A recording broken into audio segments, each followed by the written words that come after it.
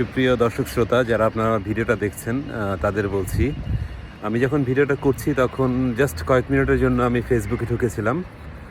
দেখলাম গোপালগঞ্জে সেনাবাহিনী একজন হয়তো বা আন্দোলনকারী বা বিরোধিতা করেছেন, তাদেরকে গ্রুপ হয়ে মারছেন, লাথি মারছেন এবং পাশে পাশে বসে বসে এদিকে গুলি করছেন, ওদিকে গুলি করছেন।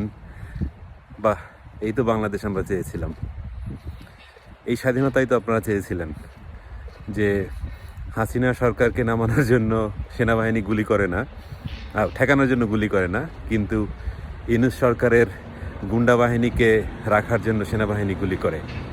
What a meticulously designed this is. লজ্জা লাগে ভাবতে, এই বাংলাদেশ আমরা চেয়েছিলাম বা এই বাংলাদেশের স্বপ্ন আপনারা দেখছেন।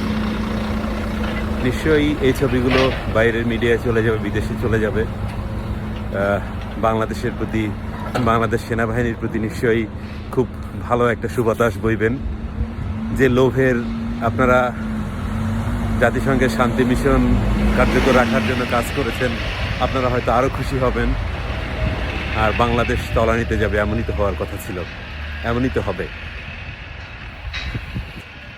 আশা করি প্রফেসর ইউনূস সাহেব, আপনি এবং আপনার সেই রাজকীয় দল তারাও ক্ষমতায় আসবে, দেশকে উন্নতি ঘটাবেন, সেই দিন অপেক্ষায়। আর যে না ঘটাতে পারেন, সেই মৃত্যুর জন্য কাকে দায়ী করবেন জানি না।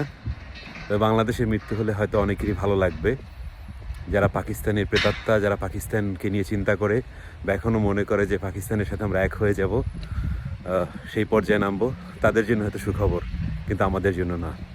অশেষ ধন্যবাদ। আপনারা সবাই ভালো থাকবেন, নিরাপদে থাকবেন।